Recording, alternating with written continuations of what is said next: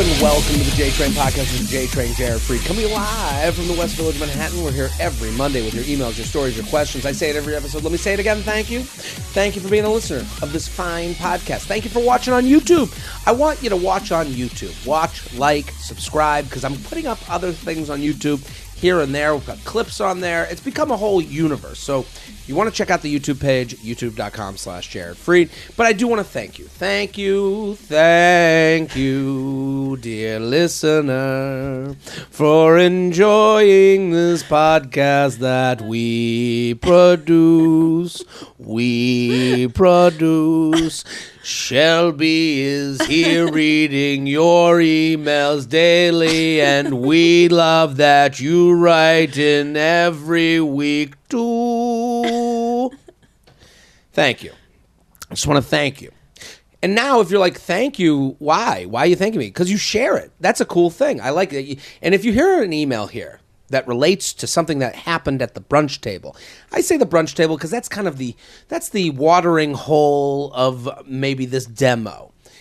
But it doesn't have to be a brunch table. The brunch table of your life, wherever you're exchanging these topics, and you hear an email that you're like, wow, I just talked about this. Send the podcast, send the link to a friend, a coworker, a brother, a sister, a mama, a papa. We'll take them all. I'm also on the road. I'm coming to Europe. That's right. Foggy London town. It's happening. Okay? I'm coming to Europe. I'm very excited about Europe. Dublin, Belfast, London, Copenhagen, Amsterdam, Berlin, Norway. That's right. JaredFreid.com. Get those tickies. Assemble the WeChat. Right? You guys use a different thing over there. I want you to come. We're going to have a great time. I got material. I got jokes. I'm going to ask stupid questions because I'm a stupid fucking American coming to your country. So get those tickies. Assemble the group chat. Let them know. Send them this podcast. I know it's tough to get a friend to go out and leave the house. I get it.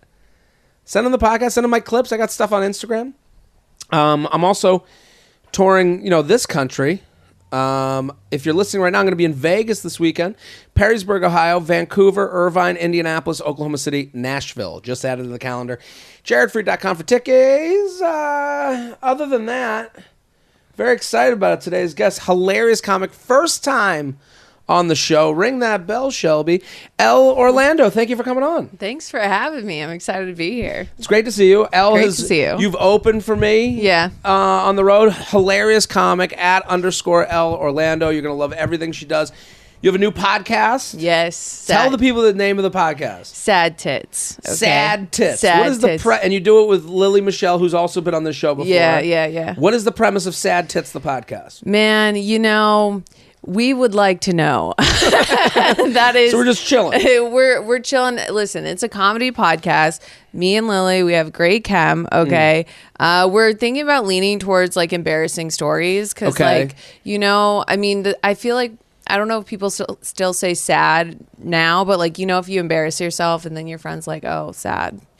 I understand. I guess that would be the worst thing I could ever hear from a woman. If I told this story and I was like, yeah, and this happened, they're like, that's sad. I'd be like, okay, we can just laugh at it. Yeah, well, now I'm going to kill myself. Chill? Right. Yeah. That kind of explains me and Lily perfectly, though. We're both toxic potheads. Toxic potheads. So it's hanging with your two toxic potheads. Friends. Yeah, giving you the worst advice. Right. Where does the name come from? There's an internet thing, and I remember I had Slutty Puffin on, who said that they chose the name Slutty Puffin. I think I'm remembering this correctly because I'm a fan of Slutty Puffin. But I'm remembering they were like on Instagram. It was just a thing to use a normal thing and then put a swear in front of it. Oh, okay. So or make some extreme with the normal. Oh, I got So when I heard Sad Tits podcast, I was like, oh, this is kind of a version of that a little bit. Oh, maybe. Lily honestly came up with the name. She started the podcast a year before we actually became friends. Okay. And then she stopped it because she just was bored, I guess. Right. And then we both lost our jobs at the same time. Okay. And you're like, we need something to do. Pretty much, yeah. And so we hung out one day and we're like, all right, well, this felt like a good conversation. So let's just start a podcast. People would want to listen to this conversation. That's the start of most podcasts. Yeah. It's like, we are great together. Yeah. Wait a minute. It was literally our first day, like actually hanging out as like friends. And it's just hilarious. We're just all piggybacking off that one day. So listen, take Elle and Lily's one day of friendship and join it. You get to join at the beginning. Well, that is fun because you get to join at the beginning of a friendship. You guys are getting to know each other. So there's actually more question and answer. There's no like, I know where they're going already. Exactly. And that happens sometimes on a podcast. Yeah, I guess I could feel that. Yeah, I mean, really, we're getting to know each other, and but we are friends, and I think hopefully we'll be friends forever. You never know how these things go, but listen, everyone go follow Elle Orlando @_Elle Orlando. Sad Tits. That's the podcast. We and listen, people, we have your emails. Shelby sits up at night with his candle and his little nightcap and reads your emails, and they're fantastic. Keep sending them in. JTrainPodcast@gmail.com. We need the advice emails because we get tons of luxury lounge, but we have some good advice. We get into some serious stuff this week. So okay. JTrainPodcast@gmail.com. Keep sending them in. We're sponsored people. Save time and have the energy you need to tackle everything on your to-do list with Factor's ready-to-eat meals delivered straight to your door. I am a big proponent of ready-to-eat meals, okay? And I think Factor is a great way to get into that because here's the thing. On my health journey, I eat too much. I will never stop. When it's in that little tray, I know the portions are right. And it's creative. That's another thing. If you're trying to be healthy, yeah, sure, you can make grilled chicken every night. Go for it. Let's see how long that lasts. Factor is going to give you new, different meals, and these are fresh, never frozen meals that are delicious and nutritious. And they have calorie smart, keto options. Options is the key. That's the thing. When you're trying to be healthy, when you're trying to eat right, you have less options. Let Factor give you the options. Let them be creative. Factor meals are perfectly portioned and keep you on track with your goals. Factor now offers over 34 meals per week. Right? You're not doing that. 3 dozen add-on options. Each Factor meal arrives pre-prepared by their team of chefs ready to heat and eat in just 2 minutes. Okay, there it is. Head to factormeals.com/JTrain60 and use code JTrain60 to get 60% off your first box. 60. 60. That's real cashola. That's code JTrain60 at factormeals.com/JTrain60 to get 60% off your first box. Love that sponsorship. You ready? I'm so ready. Let's do it. Everyone go follow Elle @_Elle Orlando. Hilarious. So funny. Late bloomer crisis. Okay.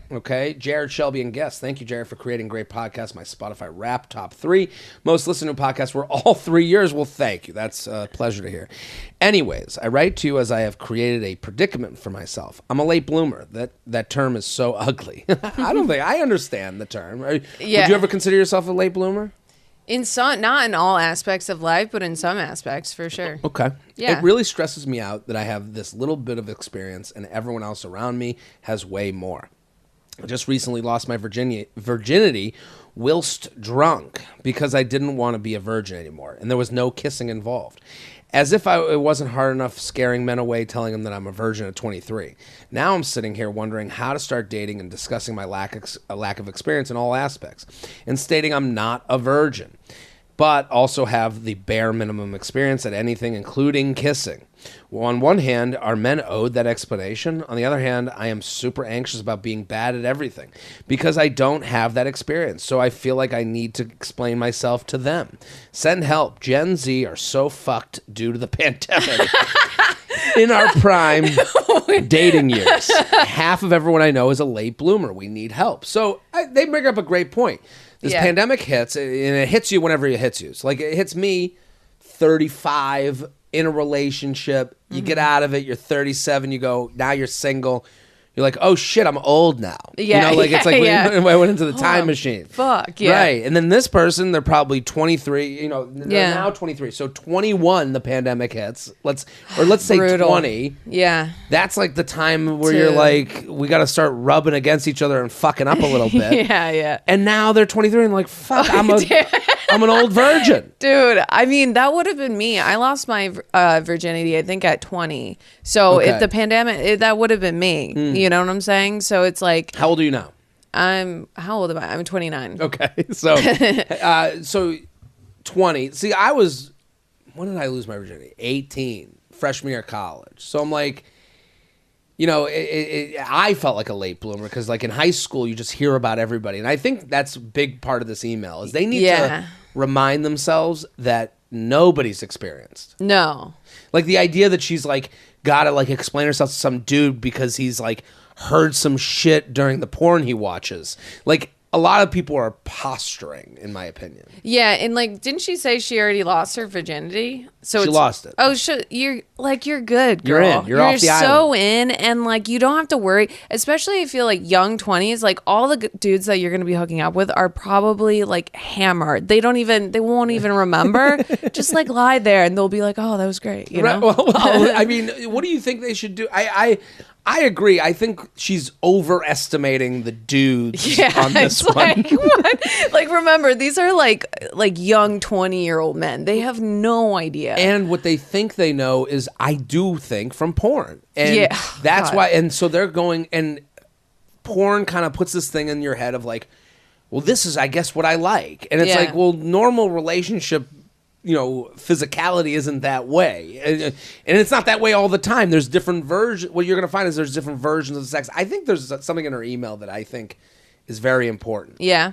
She wrote something that I like keyed in on. I'm now sitting here wondering, stating I'm not a virgin, but also have the bare minimum experience at anything, including kissing.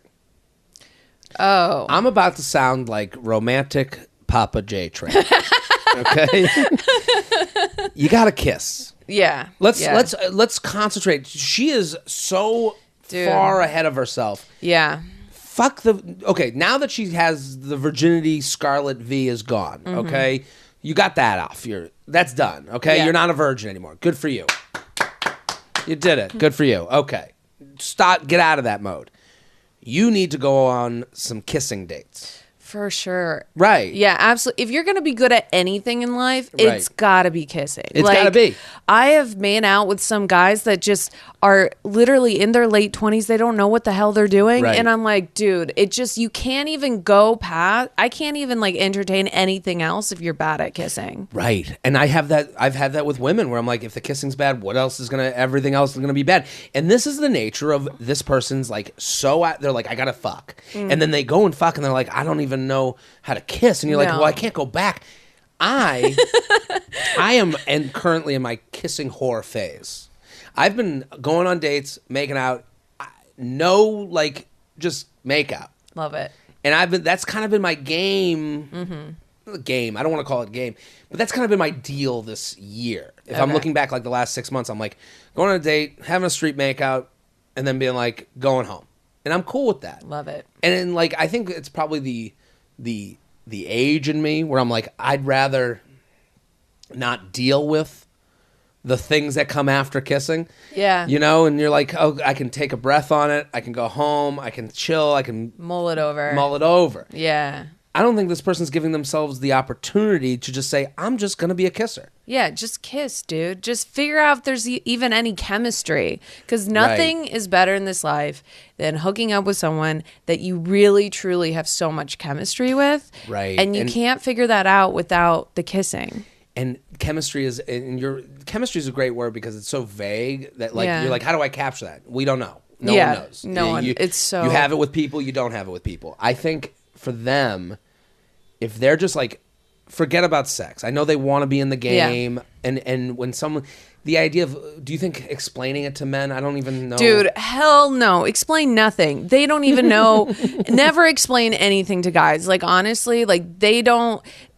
and take the fact that you think you need to explain something to them, saying you're with that the wrong guy. You're with the wrong guy. You're putting them on a pedestal. They're not on any pedestal. Right. They're literally at your level or even below. They have no idea what they're doing. Like, if you explain something to them or like say, it just shows you're like not confident in yourself. Right. And here's the other thing. If you have a good kiss with someone, that starts the conversation. Yeah. Okay. What do you this is a great, I think it seems so too simple to be the answer. Yeah. Because they came in, wow, tell them about sex or whatever. And it's like, you haven't even kissed. Yeah. I would go on dates with the goal of having a kiss at the end. Absolutely. And if you do that, we'll figure out the rest later, but let's figure out how we kiss. Absolutely. Doesn't it sound, yeah. It sounds too romantic. And it's like one of those things that I feel like weird even saying it. Like, yeah. Because you're like, oh, this is like, it almost feels so vulnerable to be like, if you have a good kiss with someone, you're good. Yeah, you are The good. rest will fall into a place. Yeah, absolutely. And like, granted, okay, maybe you're in college and maybe you're not going on dates. I know when I was in college, no one was dating. No, we were not going on dates. We were getting blacked out and then going somewhere. It was like so unromantic. Right. But yeah, just do a dance for a make out, girl. Like, you don't have to. Let's make kissing the goal, not sex. Just kissing. Yes. JTrain podcast at gmail.com. JTrain podcast at gmail.com. Here with Elle Orlando, the podcast called Sad Tits. Go get subscribed at _Elle Orlando. Do you have a Valentine's Day crush? MeUndies is here to help you add some Valentine's Day heat this year. I'm wearing MeUndies now. Great underwear. Here's my pitch for MeUndies. You have a pair of underwear that you're dealing with. Throw those away. I just threw away a pair of socks that I had in my thing. You know how freeing it felt to throw away my shittiest pair of socks? Throw out your shittiest underwear, replace it with MeUndies, you're good to go. Also, great gift, fun. You can match with your partner. Whether you're showing off for the love of your life or just indulging in some self-love, MeUndies has super comfortable and cute undies, bralettes, loungewear, and more, and flirty new prints for this V-Day season. Comfort is sexy, so getting matching ones with someone you love. They even have wear for your furry four-legged love. So you can get one for your dog. Available in sizes extra small to 4X, they have something for every booty to fall in love with. MeUndies has a great offer for my listeners. Get 20% off your first order and free shipping right to your door. To get 20% off your first order, free shipping, and to chat with their incredible Cheek Squad about any questions or sizing concerns, go to MeUndies.com/JTrain. That's MeUndies.com/JTrain. Let's go to this one, Fatherhood Timeline. Okay. Jared Shelby, an esteemed guest. Thanks for all the laughs and sage dating advice since I started listening in 2019 on my drive home from work and while walking with my dog. I'll get right to it. I'm a 31-year-old female, and I've been single since spring of 2019. Because of the pandemic, I don't date and wanted my alone time. However, this fall, I downloaded the apps, and I found something surprising based on the conversations I've had with guys on the apps. One of the first few questions I got was, do you want to have children? My dating age range is 31 to 38. I found many men have asked me this question. Many men said they do not want to be an old father and see themselves wanting to create a family soon. Is this a new trend with men saying they want to settle down and have a family as soon as possible? I do want to have children, but not at 31 years old. I know us women have biological timelines, but I'm in no rush to have a family. There's still a lot more I want to do in my life before settling down. I don't have any info on my profile about children. Maybe that's why all these men asked. It's just surprised me and made me have the ick because I do not want to give up my life to create a new life at this point in my life or rush into anything. It's so funny to me. Everyone's getting ahead. Everyone on the dating app, everyone's doing I'm looking up the restaurant before I go. No one wants to make a mistake, so everyone's tiptoeing. Even when they, I think the men asking them, does she want to have a kid, that's to me, a little bit nuts. But even her explaining herself, I want to have a life, and it's like, you haven't even met these guys yet. Yeah. It's like, I got things to do. Okay, you can also say I'm not ready yet. That's all you have to say. Yeah, it is interesting that she's trying to, the apps kind of created this world where we're doing things out of order almost. Yeah, it's a weird I don't know, environment that we're living in. But I think I kind of have the same reaction. I've had guys ask me if I want to have kids soon or whatever, and I get that you just read just reads like anxiety to me. I think she just feels like a lot of anxiety, like, oh my God, I can't just date anymore. Well, that's the thing. And if you were in a bar and someone came to you, what do you think about kids? You'd be like, what the fuck just happened? Yeah, that's fucking crazy. But on a dating app, it's almost okay. Because yeah, it's so you're weird. like, you're here for dating, I'm here for dating. We've gotten that out of the way. Yeah.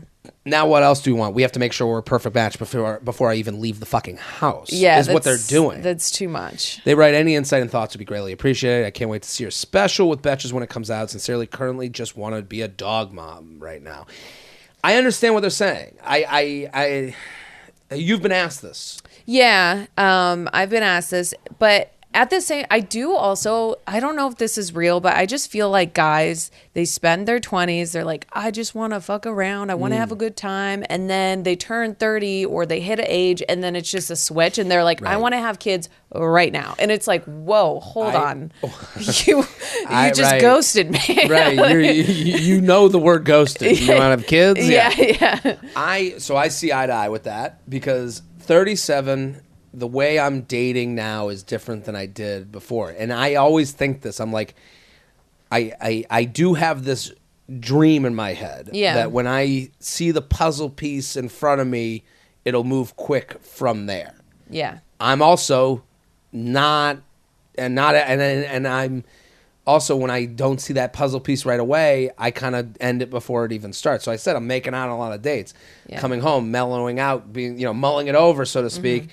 And then then you're like thinking of the next step, and you start thinking ahead to like, well, do I want those things? And you do get too far ahead, and you're not really fair to this person. But then you're like, if I'm sitting here debating this person and their ability to have a kid with me, I'm debating them, and I don't want to date them. Yeah. So you kind of opt out of it right away. So I do understand this getting older thing of like, let me just make sure. I think if they're asking you these questions, they don't want to date you, and they're afraid of disappointing you. Yeah.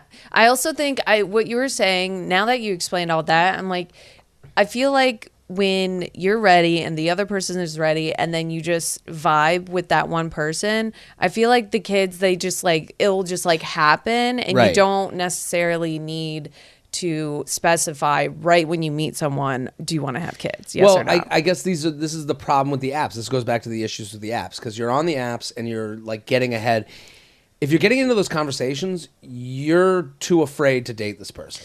I think you're like putting in all these things of like, okay, let me make sure you're checking this box, checking that box. If you want to like create the space online that we have in person, the space in person is, hey, nice to meet you. What's your name? Let me buy you a drink. Oh, you're cool. You live down the block. That's really nice. You have a fun conversation. You're making jokes. You're enjoying each other's company. Then you go home together, okay? And then you guys make out. You do whatever you do, and then you go, hey, let's go on another date. Then you find out second date, they're like, I am not having kids. You go, okay, do I like this person enough to keep going out with them to decide on whether I want? Do you know what I mean? Like on the app, if someone is looking for you to like answer questions off a checklist, to me that's that person telling me they are trying to convince themselves into me and they don't really like me. Yeah. Or they're like trying to convince themselves that they're ready to date someone. Right. And they're just like not, because they're looking to date their checklist. I never really understood. Like my grandma told me, she's like, write everything you want on a man, about a man or whatever, on a piece of paper. And every time you meet someone, like check that list. And I was like, that feels like an impossible task for them to overcome this list of the perfect person. It just seems like you're setting yourself up for disappointment. Well, I think with the list thing, we did it on You Up where I like said my list. And it was like, it is funny. It's like, it makes you, what the list I think does for you is makes you have to answer to those lists. So it's like, okay, for an example, if I was like, I want to date a Jewish woman. Yeah. And then I go meet someone and we're like hitting it off and I go, not Jewish. Now I go, but it was on the list. Yeah. And then I go, maybe I don't care that much, but it was something I thought I cared about. Do I like this person more than I like the Jewish? Okay. Do you know what I mean? Yeah. Like, and you go, Okay, well, I think that's what the list is helpful. Got if it. you look, but I do understand where it's like, well, I'm walking around with this fucking list, judging people like an asshole. So I don't. Exactly. I think for this email though, when I hear it, I'm like, you're on a dating app, you've just met someone, you go, do you want kids? You're like, what the fuck is going on? And then that's someone being like, I don't want to waste my time. And it's like, then you already think I'm a waste of time. I think, like, what's the power in this? Like, I'm reading this email going, well, what can we get from this? The tell is that this person isn't really looking to date you, and they're looking to date a resume. Yeah, or some people put kids over the relationship. Right. So it's like if that's that type of person, if you don't really care about who you marry, you just want the kid, then maybe that's kind of what they're looking for. And I would tell this person, put it in your profile. Like Hinge, if you say, I want kids. Or I can say, I don't want kids. But I guess for them, I do understand where they're like, I just want to be a dog mom. I'm like, of course I want kids, but I don't want to have to write. I don't want to have to put I'm a donor on the license. Now I'm stuck being a donor. Yeah. You know what I mean? Like, I don't want to make that decision now. Yeah. Well, I feel like in this case, it's kind of a nice way to weed out the guys that, she wouldn't be interested in if they're going to hit her up and ask her if she wants kids. Right. JTrainPodcast@gmail.com. JTrainPodcast@gmail.com. Here with Elle Orlando @_Elle Orlando. Go follow. Sad Tits. That's the podcast. What goes through a guy's head when you break up? Okay. JTrain, Feather. I've been a long-time subscriber to You Up with Benefits, and JTrain. I've written in once before, but I've had a situation recently that I thought would be relevant to a lot of listeners. I recently got out of a 10-month, technically a year, we were together, situationship vibes. Oh, gosh. Briefly 2 summers ago, this first sentence. I recently got out of a 10-month, briefly 2 summers ago, before I moved across the country. But we got back together a few months later and officially gave it a full-on relationship a go. I was recently on a trip with my now ex, who had an Airbnb in a popular city, as we both work remote. I went out for a week to visit him. On the tail end of the trip, I decided to go through his phone after getting in an argument with a few nights before, after I expressed that I felt he was protective of his phone, and it made me feel uneasy. Turns out, you should always trust your gut, and if your boyfriend is giving you weird, secretive vibes with his phone, it's definitely for a reason. I found texts on his phone within minutes of opening it up, making plans with a girl from his past.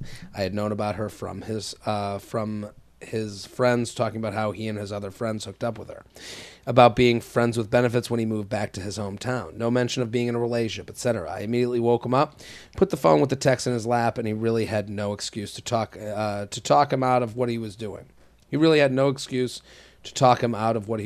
I packed up my stuff and changed my flight, decided to end things because there were other sketchy things I had found on his phone the few times I was ever in contact with it. Fast forward, it's been about a month or so since I broke things off, and of course I was low-key expecting the classic ex-birthday text. Of course, he shot me the text attached on my birthday. I'll read the text. The text before, from a week after we broke up, were after we got off the phone, and he really didn't take much responsibility for anything, but took a very self-deprecating victim stance to the whole situation. I'm so fucked up. I deserve to be alone. So let's read the text, I guess. I'll read it. Yeah. I have it right here. Oh, we got a few pages of text. Let me make sure we're good to go here. Okay, so let me read. This is from him. Without me in your life, it's not what I want, obviously, but I'll accept it and leave you alone. I'm not going to follow you and work to win you back against your will. I won't subject you to that, because when you tell me you don't want me in your life, I believe you. Happy birthday. That birthday text from the ex. Hilarious. It is so funny to see the juxtaposition between, because when you tell me you don't want me in your life, I believe you. Happy birthday! I'm back, baby. And that's a present emoji. Oh my god. Oh my god. It's your gift. When you tell me you don't want me in your life, I believe you. Happy birthday. Hope it's an awesome day. I wish it was me and you in Maui, but it's my fault that it isn't. Oh my god. Still have a lot of love for you, past, present, and future, and rooting for you. I hate rooting for you. Wow, Look he at- needs to get punched in the face. Rooting for you? Elle just fisted up, Whoa. just knuckled up. That is so disrespectful. She wrote back, "Thank you, I appreciate that." He heart reacts. I take it it's San Diego birthday, then Boston for Christmas. And then he's trying to continue the conversation. What a lose. Hey, I'm sorry. it's a tough one. It is a tougher one. So she writes, my question for you is that I'm wondering what guys go through in their minds when this kind of thing happens. I think he knows everything is too far gone to win me back, but it seems like he's trying to weasel his way in. Obviously, I care for him still, but have no plans on ever retrying with this relationship. But I would love some clarity on what he must be thinking. He's the one who's seeking validation from other women while we were together. So why is he still trying to be part of my life? Maybe he's kind of person who can't deal with the fact that someone doesn't like him, but it's so confusing. Would love your take. Signed, the ex-girlfriend. What do you think? Can I just say, this sounds so bad, but he doesn't want you back, in my opinion, because he loves you so much. Men are competitive, and he's making a game out of getting you back because he has wronged you, and he knows that, you know, he whatever disrespected, cheated or something, and now he's made a game out of like getting you back to feed his own ego. Right. I think... Well, we have to look at the email. Let's look at the past. The past is they're together on this week trip. I agree with you. There's an ego element to this completely. Yeah. There is and I think also guys generally, and she wrote in her email, we don't want to be hated by anyone. Yeah. We're pretty much like this idea of like a lot, when I hear from a lot of the female side of things, and a lot of times you hear about these exes and like, how much they hate the ex and how much they despise and they have a nickname and this ex and it was traumatic. And I'm not doubting any of those things. I'm not doubting that you were treated a certain way. Yeah. I think a lot of guys are not sitting there doing that. Yeah. Like my guy, you know, we don't sit there and go, remember that fucking ex you had? I don't remember my friend's exes. Yeah. You guys remember your friend's exes. We are very much like political. Yeah. I hope they are well. I hope everyone is out of cool. sight, out of mind. Right. And there's not this. So I think it's an element of like, let me clean up. He's taking the broom out. Yeah. She wrote. So I do think she's right when she's like, I think he just doesn't like being not liked. Yeah. Which I totally agree. I don't want to.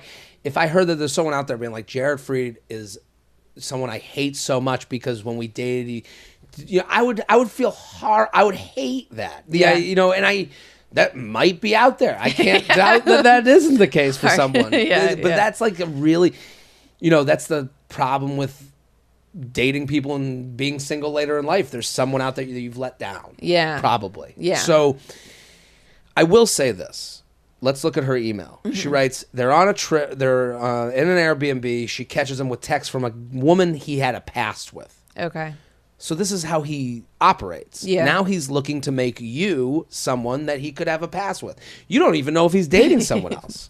Yeah. This is how he goes. He goes back to the well and goes and picks up from the people that liked him before. Yeah. Because those are easy people to talk to. Yep.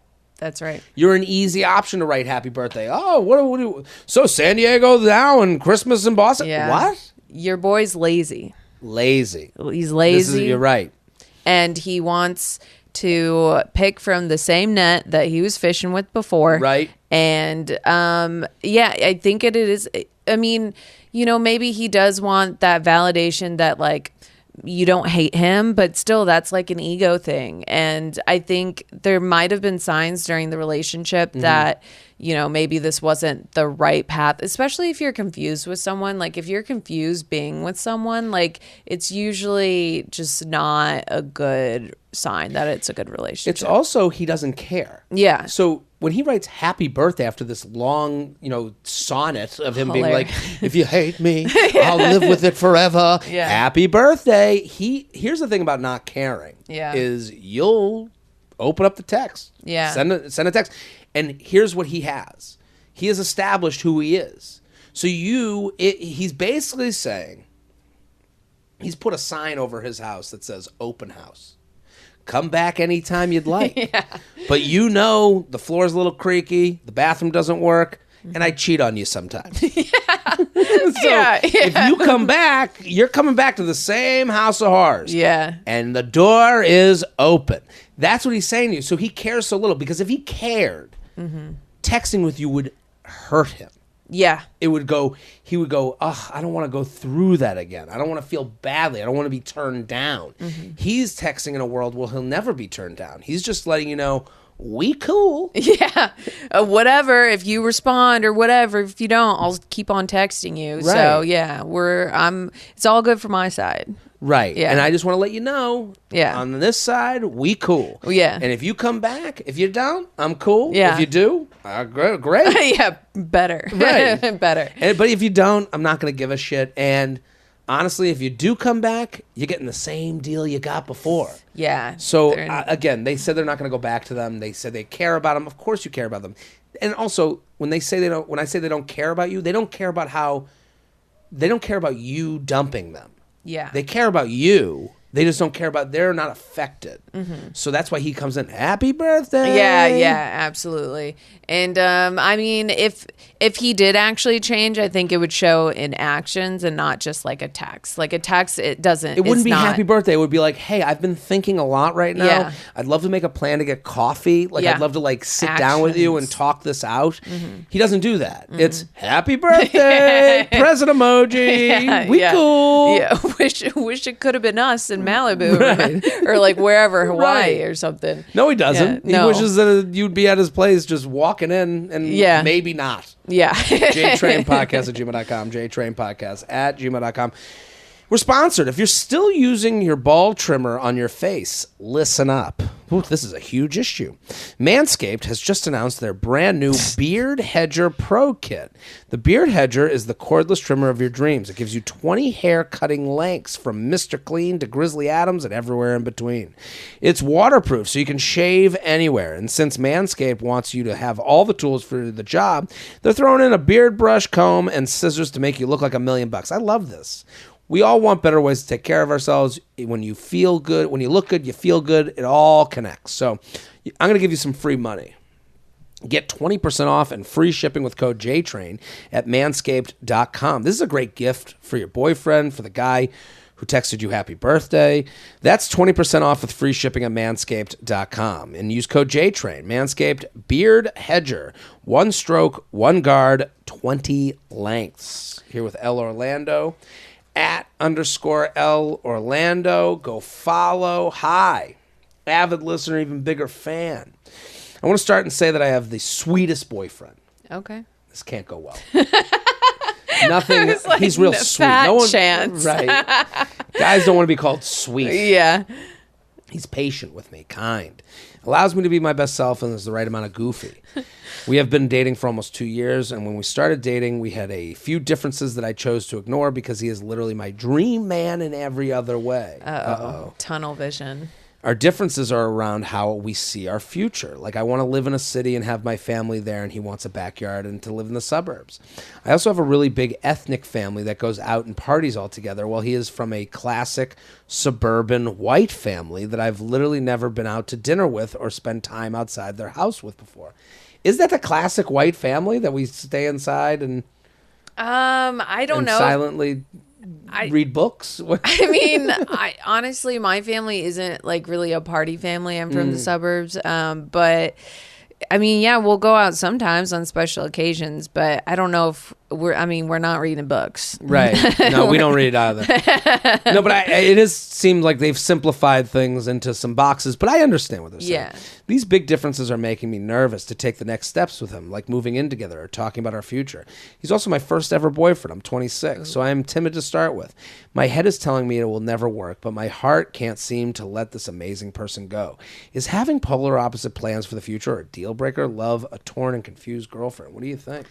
I mean, you would just have to talk to him on this, like to see if he's willing or you're willing to adjust, be flexible. You know, if you have no idea like how he would respond to possibly like creating like a further life with you, I feel like we're in a bad place. Well, let's look at her examples, because I agree with what you're saying. One example matters, one doesn't matter. Like the idea that they stay in and we go out, like I don't really... Well, they're families. I'm like, that doesn't matter. That means... Does he respect your family? Do you get along with his family? Yeah.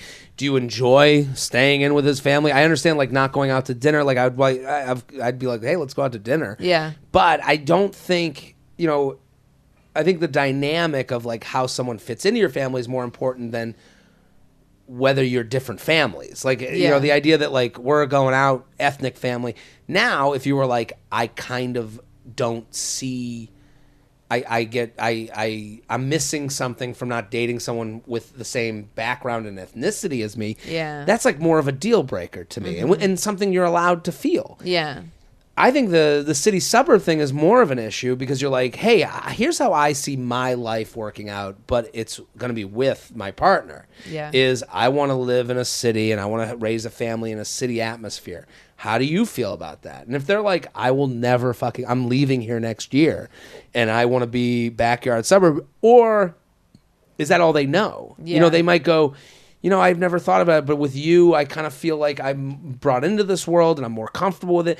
You know, these are different. It's different. I think what she's doing right now is looking at this like a Venn diagram. Yeah. And it's not really very a analytical. negotiation. Yeah. You know? Yeah. And also, like, I wonder what his job is, because it's like if he's like a school teacher and you want to live in the city, and like, I mean, also what do you do? Like, can you like afford like a decent life? Like, are you really like thinking it through versus just like living in the city? Like that entails kind of like a decent amount of money, depend on how you want to live. Well, now you're getting into the logistics, which is not something 26-year-olds do. That is very true. 26, like she says, I'm 26. Like there's a lot of romanticism at 26. Yeah, you know, and first boyfriend. So you start, and I think maybe it's time to get a little logistical. Like, hey, we're 2 years in. How do you see the next year going? Yeah. How do you see 2 years from now going?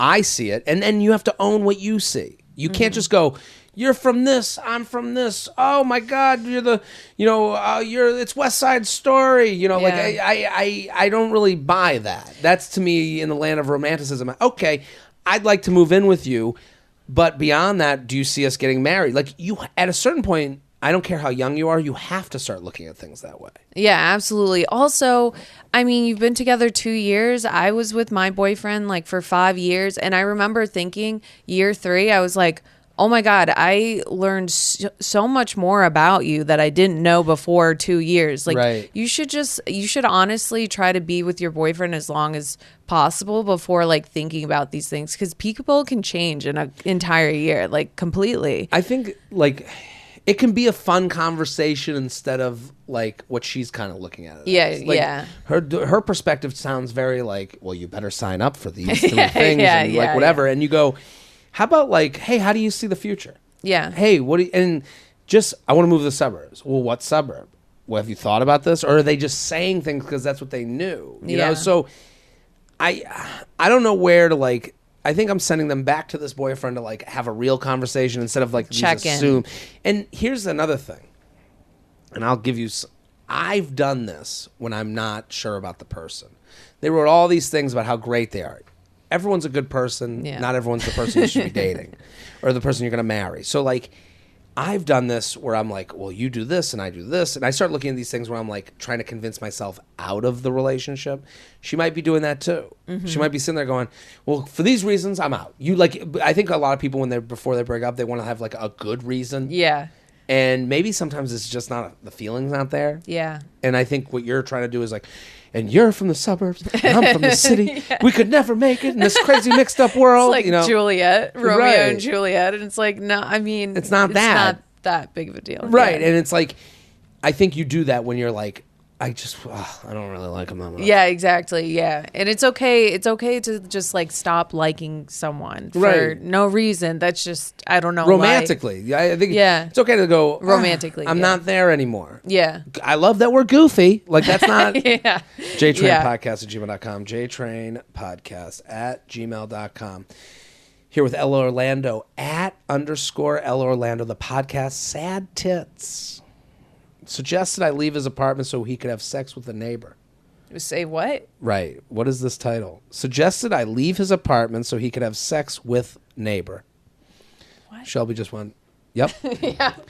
Love you. You've helped before. I need some help again. Here's the backstory. I was dating a guy for about 3 months, and when I said I wanted to be exclusive, he told me he's not ready, wants to continue sleeping with other people, and ultimately doesn't see a future with me. That should wrap it up. Yeah. Well, I think we're done. Right. Yeah. What else is there to read here? Yeah. Right. Like, oh, hey, girl. I want to be exclusive. I'd like to fuck other people. Okay. Yeah, that's it. You have your answer. That's the answer. There's no. He's not even. He's not even being creative. No, he's kind of being mean. He's kind of. I'd rather mean than lie. No. That is true. That is true. Like, it's better. If someone said that to me, like if I was like, "Hey, I want a relationship," and they're like, "Yeah, I could see it," and then in their mind, they're going, I would never be this fucking loser. I'd be like, okay, I'd rather have the loser one. Hit me hard before we're engaged and you run away from the altar. You know? Like, I want to be exclusive. Okay, I ended things, but because I'm addicted to the feeling I get when I'm with him, we pick things up a few weeks later with the understanding that we will not be exclusive. I made it clear that I do not want to know about his sexual encounters with other women. For context, it is... Oh. I feel for this person... Because you read the email title. Yeah. Suggested I leave his apartment so he could have sex with a neighbor. Okay. And then you read and you go, how could that ever happen? Yeah. In what world? And then she writes, I wanted to be exclusive. He told me he's not ready, wants to continue sleeping with other people, and ultimately doesn't see a future with me. Okay. So it's over. And then she's like, I'm back with him because I'm addicted to the feeling I have with him. It's like, okay, so now I can see why the neighbor had, I get why... Not saying it's right. Yeah. I'm just saying we have to take some ownership of the predicaments we put ourselves into. Yeah. I mean, it sounds like you're kind of being like addicted to this, I don't know, stress and this game of like getting him to like, you think you're getting him to like you when you guys hang out, but he's not. He's still in this phase of his life where he's just like wanting to fuck around. Right. And he's... in a sense, using you. Going back to like women being like, I can't believe I dated that fucking asshole. It's like, yeah, he's being an asshole, but he's like being honest. I guess like when someone says I want to be with other women, I just want to be like, I want to just chill. I don't think you expect them to go, hey, you're gonna have to leave. Someone next door wants to fuck me. Like I know, but you go if they were like, and then if they held up the contract, they'd be like, well, it says here. Yeah. Like, that's an asshole, but it's also living in the land of I've told you. Yeah. So she writes, for context, we are both 30. A couple weeks ago, he read a text from his female neighbor, asked if I think she's flirting with him. He's telling you everything. Like if he's having that conversation with you, do you know what I mean? Like, yeah. Hey, do you think she's flirting with me? I'm flirting with you right now. Like, you know what I mean? Like, yeah, he's like, he knows what he's doing. He's almost, I don't know if he's like playing with her or if he's actually trying to like get her to, like, he's too coward to end it completely with this girl. Right. And he's like trying to make her be the one, like, think that it was her decision to leave forever. Right. I agree with that. I also think what he's doing is he knows she likes him more. Because she's admitted to that. I want to be exclusive. Oh, you don't? Okay, I'll just be less than that. Yeah. Is what happened. And now he's sitting there going, he's basically what he's doing, he's going, I'm telling you, I'm making, him showing you a text from another woman going, is this flirting? Is him going, and you know I'm still fucking other people, right? Yeah. Like that's him like giving you a tell. Yeah. Like, so he had let her borrow a stud finder, so he found... Guess she found a stud, so he could hang. So she could hang a shelf. But she texted him saying she doesn't actually know how to do that, and asked if he could help. And in return, she would buy him ice cream and a joint. Oy. I told him it could go either way, and didn't think much of it. You didn't think much of it? Dude, you're helping? Come on. Fast forward to now, we have plans to hang out tomorrow night. He said he was going to help his neighbor hang the shelf, and then I could come over after. I tell him that my back is hurting, and he asks somewhat jokingly if I want to come over late tonight for a massage after he gets home from visiting friends. Stay over, then leave tomorrow when he goes to hang the shelf, and then come back after to hang out. I asked hang why, the shelf. Right, this shelf. This is so weird. I asked why I would need to leave while he goes to hang the shelf, and he responds with something along the lines of, well, if something with her happens, I don't want you to be in my apartment while I'm doing it. Dude, oh, you Run. Yeah, Stop it. I please. mean, like, Stop while I'm it. doing it. No. He's 30. Well, Ew. Wouldn't want you in the other room while I'm doing it. While I'm banging this chick. Right. What, dude? I thought he was joking. Nothing he says is a joke. He is so straight up with you, girl. But upon further discussion, I realized he was not joking at all. He said that he doesn't plan to sleep with her, but if the opportunity presents itself, he would. I told him that I think it's insane that he would even be discussing this so candidly with me. He's telling you, he is communicating with you. He's like, this girl is not listening. Not listening. And insane that he would ask me to leave his apartment so that he could have sex with someone else and then have me come over again after. He acted like I was totally out of line for thinking this was crazy. And when I told him I think most people would just be upset by it, he said I was acting like I had research to back up my feelings when it's really just my opinion. I'm going to give an example. There's a TikTok of I'm on stage and this guy in the crowd goes, "Are you Jew?" And I made a whole joke about like he sounded very Nazi-ish. Yeah. And there were people in the comments. It got a little viral, and then I complained about it. We taped Luxury Lounge before this. If you're a listener to the podcast, so I'll complain about this on Thursday's Luxury Lounge. But there were comments that along lines of like, "Why wouldn't you answer?" And it's like. They are ignoring. Mm-hmm. They are being trolls. Mm-hmm. They're ignoring that legitimately the Holocaust happened. Yeah. And that it is funny to hear someone talk like a German soldier and go, "Are you Jew?"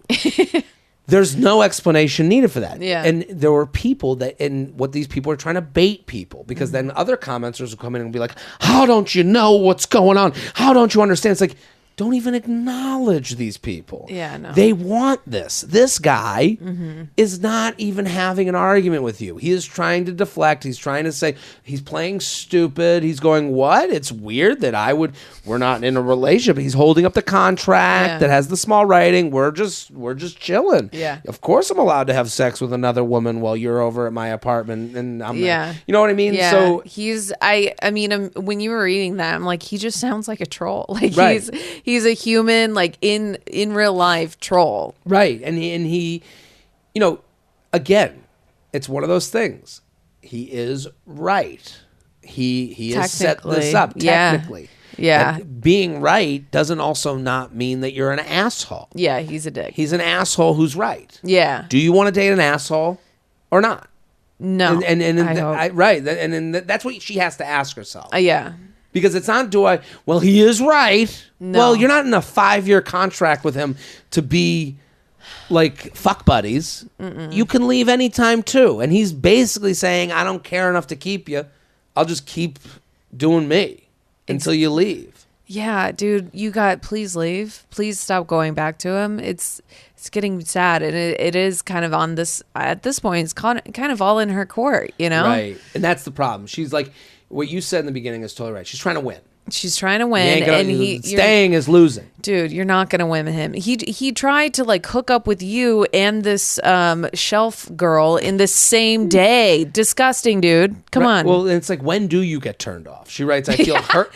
I feel hurt and disrespected by the idea of him jumping on literally any opportunity to sleep with another woman when he has plans to see me right after, even if it means having me leave his apartment on the off chance it happens. I'm laughing because you're not seeing the forest through the trees. But based on his response, I've started to question myself. Am I crazy for feeling pissed off and hurt by this? We kind of answered that already. I don't think you're crazy. I think you are caught up on the magician with his right hand when he's fucking around with his left hand. Yeah. And he's also telling you he's fucking around with his left hand. Right. You know, and you're like, wait, no, this trick is so fun. It's so cool. Right.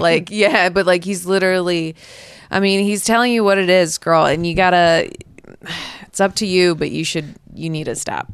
You got to stop. You got to stop. You have to. Well, again, we can only speak to the emailer. Like, I can go to him and be like, dude, you're being a fucking dick. But he's not here. He doesn't listen to this podcast. No way. There's no way in hell. There's no fucking chance. I'm speaking directly to you. Do ask yourself, do I want to be in a situationship? Again, like you could be in a happy situationship. Yeah. It can happen. I think there's a time limit on those things. But if you ask someone to be with you and then they say no, and then you sign up to be, okay, I guess I'll be casual with you. Do you want to be casual with someone that doesn't feel any shame about telling you about the other women they're with? No. Yeah. It's okay to say no. It's okay to go, yes, I'm up for polygamy or whatever it's called, right? Everything's okay if you're agreeing to it, but it sounds like you are getting mad that he's living up to the contract he has written that you have also signed up for.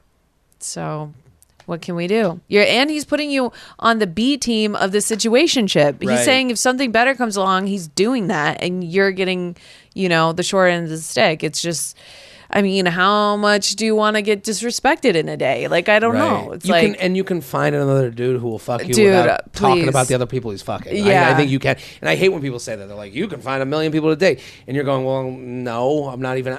I think the reason you're thinking you can't is because you're dealing with this waste of time. Yeah. It's, you gotta let it go. JTrain podcast at gmail.com. JTrain podcast at gmail.com. We got one more. Is that cool, Elle? Hell yeah. Let's do it. Okay. We're going to do one more. Shelby, we got time for one more. At _Elle Orlando. Go follow. Hilarious comic. This is a tough one. Okay. I'm ready. You ready? Dearest Jared. Incoming feather. Big fan of the pod and sharing with friends since Mansamp and Rad Dudecast days. Oh, this is a long-time listener. I'm loving even more the additions of video, the lounge, and Shelby's pom-pom? Oh, the sleeping hat with the pom-pom on the end, as I've described. Yes. Your live stand-up is hilarious. I'm waiting patiently for you to return to the Northwest. Well, thank you. My problem.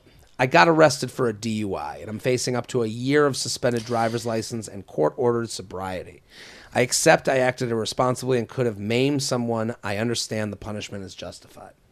My question, how do I adapt my social life during this year when I can't drive to meet for camping or to see a show in the next town? My town is small enough to e-bike to work, the gym, the store, etc. But public transportation is inconvenient, bus schedules, and I will miss driving up to the mountains. I know carpooling exists, but I don't want to be the drag who can't reciprocate a ride. I also have a dog I bring everywhere outdoors, and not everyone likes an animal passenger. I'm comfortable abstaining from drugs and alcohol, but I know my sudden absence from all bar outings and after-work drinks will be noticeable to my friends and coworkers. I'm owning up to my mistake, but I'd like to be as discreet about this as I can be. I would say that's an oxymoron. My best idea is to... Yeah. I'm owning up to all my mistakes. But I want to keep this discreet on the low. Yeah. No, it is my biggest secret. Right. I'm owning up, but I will not tell a single soul. Yeah, I don't think you're doing that. My best idea is to publicly announce a dry January. Just keep going from there. Hey, thanks, and hope you can give some advice. What do you think about the DUI guy? I mean... How old is it? Did he say how old he is? He didn't say how old he is. Okay. I'm assuming you're young.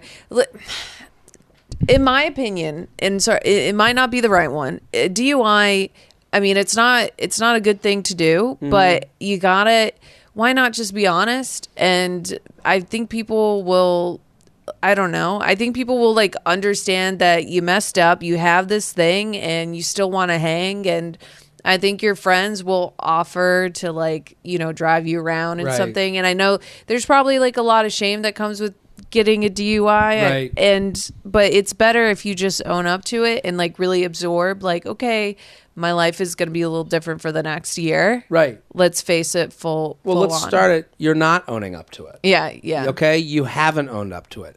Owning up to it is dealing with the embarrassment that comes with telling people, yeah, I don't have a license anymore because I was drunk driving. Yeah. And seeing the look on their face and seeing people react to it. Let's also appreciate something. You didn't hurt anybody. Mm-hmm. Let's think about how lucky you are. Let's appreciate, I don't even know if that's the right thing to say, but like you got to appreciate really. You didn't hurt anyone, you didn't hurt yourself. Like, wow. I would have such anxiety just thinking back going, how? Yeah. You skated away. You really did, yeah. So this is of the levels of things that could have happened, this is the best thing that could have happened to you. Case, because now you've gotten the warning. Mm-hmm. Again, you got caught drunk driving, but you got stopped from killing someone. Yeah. So my dad used to always say, he's like, the only way you're ever going to kill someone is with this car. So take that into, take that into account. So let's appreciate how lucky you are to have gotten caught. Yeah. Yeah. So I think that's the best way to go about this. When you tell people, maybe you can say that, I feel lucky to have gotten caught. It stopped me from doing something that I would have been horrified by the rest of my life. This is a bad part of my life, but it's not going to be forever. I'm not going to I'm going to learn from this. Like I think, and I can say it as long as I want. I don't know if I'm getting through to them, but like seeing people know what you're going through is part of you learning from it. Yeah, and honestly, I think a lot of people will be attracted to, not like, I'm not saying like sexually, but just like attracted to you owning up and taking responsibility and being like, okay, damn, that's like a man. Like you're being an adult about it, essentially. And I think we live in a time right now where no one takes the loss. Like I do understand why they're like, I'd rather be discreet, because right now we live in a time where people hear about gossip and fuck ups and they get to pig pile on you. Yeah. And it's like, well, you're only apologizing because you got caught. You know, there's this, and the internet doesn't help this. And it's like this idea that like there's no retribution. There is retribution for you. This isn't the end of the world. You're going to get your license back at some point. You're going to be a better person for having gone through this. Go through it. Yeah. Don't take the side door from it. And as hard as that is. And again, when you say like people will think better of you. Absolutely. Then if you try to hide it, because if someone finds out, even if you like tell like a best friend and it gets out, you're going to look like a coward. Right. You know, and it's going to be a bad look just because it's like, it's just so much better if you just own it, you know? Right. And it's, he's talking about carpools. There's Uber. You're living in the time of shared rides, so you can do that. That's going to cost you money, but you're not doing car payments. Yeah. So, there's money to be found. And people are gonna find out, like, especially, you can't, it's so much stress to like try to manipulate this whole like idea that you can hide this from your friends, and it's like, why is Jeff, he always takes an Uber. Where's your car, dude? Well, like he writes, how do I adapt my social life during this year? It's like, you're not, this is the new social life. Yeah. This is, adapt is trying to find a way out. Yeah. And you got to go straight through it, own it, live in it. Again, learn from it. Like, I hope you don't drunk drive again. Like, just understand.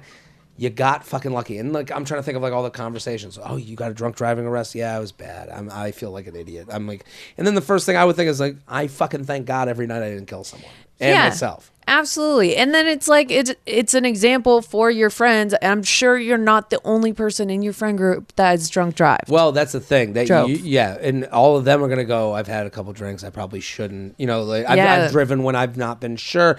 These are hard truths to own up. And again, I always bring up like the internet side of this.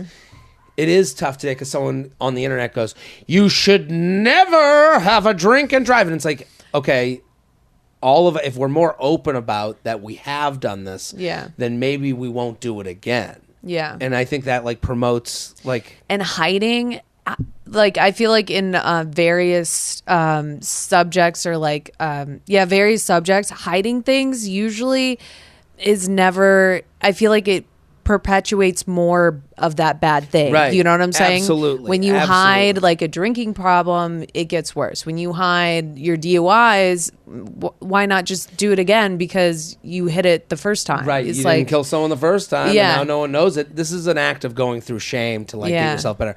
Listen, I totally agree. But hopefully you're on the straight and narrow now. Elle Orlando, thank you for coming on. Thanks for having me. This was so fun. Fantastic. Everyone go follow Elle at _Elle Orlando. Sad Tits, that's the podcast. I'm Jared Freid. We're here every Monday with your emails, your stories, your questions. Keep sending them in. JTrain podcast@gmail.com. We'll be back next week. Boom.